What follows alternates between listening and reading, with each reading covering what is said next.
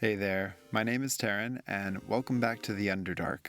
This week, we're going to talk about some creatures that I call stone caps and make some cheap terrain that you can go out and build today. To get started, you have some options on some crafting materials. My go-to for tiny rocks is leftover pieces of plaster or my homemade Sculptamold. These little pieces already look like craggy stone, and if you don't have smaller pieces, you can just gently persuade a larger one down to size. Now, alternatively, you could just go outside and find a variety of small stones.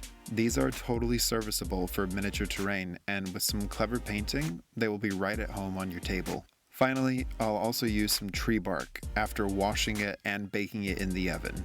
In fact, as a general rule of thumb, always disinfect and bake anything you take from nature. Trust me, I've read some horror stories. Oh, and as always, I have some minis to help me stay in scale, namely this peaceful paladin and phantasmal phase spider.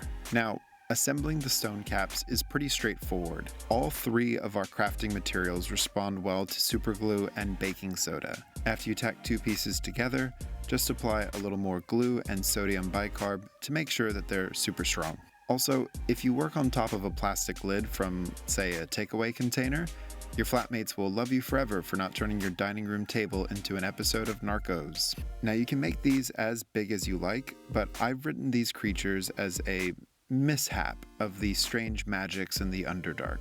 Sentient stone constructs that roam different underground caverns, just looking for peace and being annoyed at bumbling adventurers. Making them out of different materials will give me an opportunity to experiment with different color schemes, which, to be honest, I hadn't actually considered until I started assembling the tree bark stone cap. But for now, they're all assembled and I can move on to some bases. Just like in last week's video, I'm going back to black foam board from the dollar store. While my store doesn't actually sell it for $1, once you buy a sheet of this material, it lasts forever if you're only using it to make tiny bases for your minis. I cut and bevel each of them into their final shapes and check the fit against my creatures, so I can move on to adding some more stone texture. Because I have so much of it, and I love the shape, I'm just going to keep using leftover pieces of plaster to add some small rocks onto the bases. I don't want to take away from the stone caps themselves, so just a few dabs of hot glue and I can affix some very flat pieces of plaster onto each of the bases,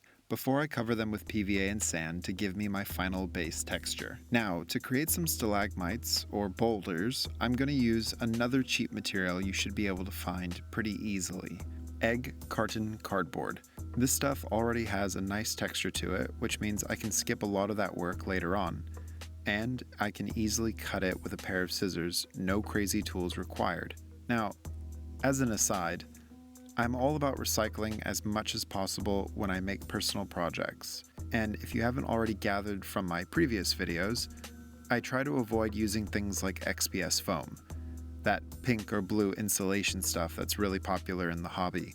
There's already hundreds of videos of people who are far more skilled than I am showing you how to use it. So I'm going to try to keep showing you different techniques whenever possible, and avoid little speeches like this one. Starting now.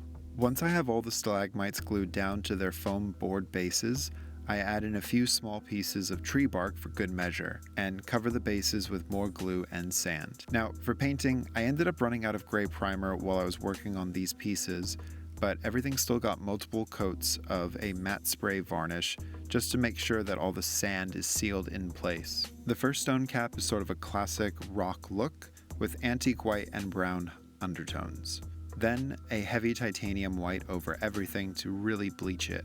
I'm painting up the second one to match the shock stock color scheme from the mushroom video. I picture these brighter teal stones being at the sort of mid-level of the Underdark. And for the tree bark mini, I knew immediately it had to be an obsidian-like creature with purple undertones. These would be found in the lowest levels of the Underdark, and as such, probably grow to be larger than their upper-level counterparts. I took my time with each of the bases and their respective stalagmites, painting each set within their color scheme. Besides the fact that these are a lot of fun to make and cost basically pennies for each of them, I've really enjoyed being able to explore the Underdark and imagine a whole subterranean world. And yeah, I know there's plenty of lore on the subject that I could easily work from, but where's the fun in that? If you have your own original monsters or personal lore for what the Underdark should be, let me know in the comments. As a note, I ended up putting a wash on all the models before doing a second pass of paint.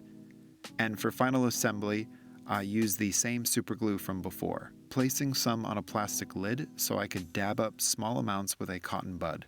Normally I'd use hot glue here, but the legs are so teeny tiny that I didn't want to see big globs of glue underneath them. And finally, we've got some more awesome cavernous landscapes. On their own, these pieces look pretty sweet, but with the mushrooms from my last video, it all starts to look like wild Underdark terrain. I think I have at least one more Underdark video in me for this month. Let me know what you think of these themed videos, or if you're just inspired to make anything from them. I'm really grateful for everyone who's been following my work. So as always, if you could like, share, and subscribe, that would really help me out. Be safe, keep crafting, and cheers.